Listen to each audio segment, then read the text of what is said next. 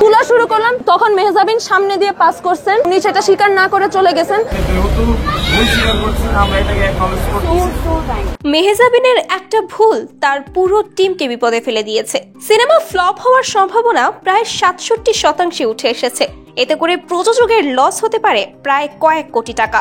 মেহজাবিনের এই একটা সিনেমার জন্য তার ভক্ত অনুরাগীরা অধীর আগ্রহে বসেছিল। মেহজাবিনের শুধুমাত্র একটা ভুলের কারণে এবার তার পুরো ক্যারিয়ার বিপদে। হতেই পারে এটা তার জীবনের শেষ সিনেমা হতে চলেছে। তার এই ধরনের কর্মকাণ্ডে প্রযোজকও তার উপর প্রচন্ড ক্ষেপে গিয়েছে, এমনকি কল করে কথাও শুনিয়েছে বলে জানা গিয়েছে।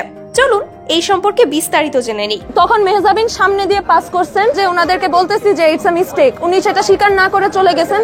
সিনেমার প্রচারের জন্য অভিনেতা অভিনেত্রীরা মার্কেটিং এর বিভিন্ন পদ্ধতি বেছে নেয়, থাকে নানা আয়োজন। ছোট পর্দার জনপ্রিয় অভিনেত্রী মেহজাবিন চৌধুরী এবার নিজের প্রথম সিনেমা প্রিয় মালতীর প্রচারণায় গিয়ে করলেন বিতর্কিত কর্মকাণ্ড। দেশব্যাপী বহুল আলোচিত কলেজ শিক্ষার্থী সোহাগী জাহান তনু হত্যাকাণ্ড। আজ থেকে 8 বছর পূর্বে 2016 সালে তাকে সেনানিবাসের অভ্যন্তরে ধর্ষণের পর নির্মমভাবে হত্যা করা হয়। সিনেমার পোস্টারিং করতে গিয়ে গতকাল 18 ডিসেম্বর প্রিয় মালতী সিনেমার প্রচারণার জন্য ঢাকা বিশ্ববিদ্যালয় এলাকায় আসেন মেহজাবিন এবং তার পুরো টিম।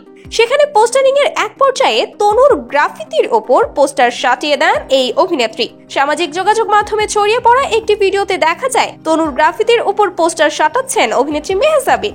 আর এর পরপরই সাথে সাথে তার এই কাণ্ড ক্যামেরা বন্দী হয়ে ছড়িয়ে পড়ে সামাজিক যোগাযোগ মাধ্যমের বিভিন্ন পাতায়। সকলেই তাকে নিয়ে নেগেটিভ মন্তব্য করতে শুরু করে। এতে করে শঙ্কায় ছিল মেহজাবিন, কেননা তার ভক্তরাই যদি তার উপর এমন ভাবে ক্ষেপে যায় তাহলে তো তার সিনেমা পুরোটাই ফ্লপ হবে। আগামীকাল তার সিনেমা মুক্তি পাবে, আর আজকে কিনা তাকে নিয়ে এত নেগেটিভ মন্তব্য। তাই তো ব্যাপক সমালোচনার মুখে পরবর্তীতে অভিনেত্রী মেহজাবিন আবারও ছুটে আসেন টিএসসি চত্বরে। নিজের হাতেই পোস্টার সরিয়ে ফেলেন তিনি এবং এমন অনাকাঙ্ক্ষিত ভুলের জন্য ক্ষমা চান অভিনেত্রী মেহজাবিন চৌধুরী। অপ্রত্যাশিত এমন ঘটনায় দুঃখ প্রকাশ করে রাতেই নিজের ভেরিফাইড ফেসবুক পেজে মেহজাবিন চৌধুরী লিখেছেন, অনেক দর্শক আমাদের সঙ্গে যোগ দেন চলচ্চিত্রের প্রচারণায়। প্রচন্ড ভিড় ও অনিবার্য কারণবশত পোস্টারিং এর ক্যাম্পেইনটি দ্রুত শেষ করতে হয়। ভুলবশত ও অনাকাঙ্ক্ষিত অব্যবস্থাপনায় একটি পোস্টার শহীদ তনুর গ্রাফিতির উপরে লাগানো হয়ে যায়।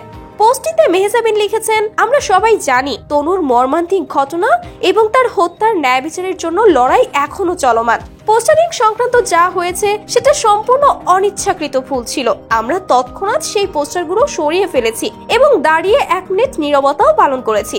তবে মেহজাবিনের এই কর্মকাণ্ডে যতই সে ক্ষমা প্রার্থনা করুক না কেন, তার একটা প্রভাব তো নিশ্চয়ই থেকে যায়। তার এই কর্মকাণ্ডের কারণে তার আসল চেহারাটাই যেন ফুটে উঠেছে। তার নিজের ক্যারিয়ার, তার নিজের ভবিষ্যৎ, তার নিজের সিনেমা, এগুলোই যেন তার কাছে সবচেয়ে ইম্পর্টেন্ট।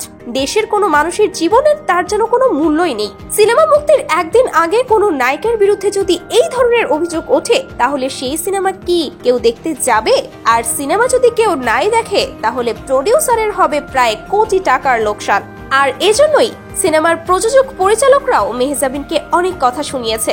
মূলত তার পরপরই সে ক্ষমা প্রার্থনা করতে গিয়েছিল টিএসসিতে, কেননা এখানে তো তার নিজের ক্যারিয়ারেরও অনেক বড় অংশ জড়িত। ক্ষমা না চেয়েও তো কোনো উপায় ছিল না। সে যাই হোক, ভিউয়ার্স, আপনাদের কাছে কি মনে হয় মেহজাবিন চৌধুরী যে কাজটা করেছে সেটা কতটুকু ঠিক করেছে? এবং সে যে পরবর্তীতে ক্ষমা চেয়েছে, আপনারা কি তাকে ক্ষমা করতে পেরেছেন? আপনারা কে তার সিনেমা মুক্তির অপেক্ষায় ছিলেন এবং কে কে তার সিনেমা দেখতে যাবেন? অবশ্যই সেগুলো কমেন্ট করে জানাতে ভুলবেন না। আর হ্যাঁ, আপনাদেরকে একটা কথা বলে রাখি,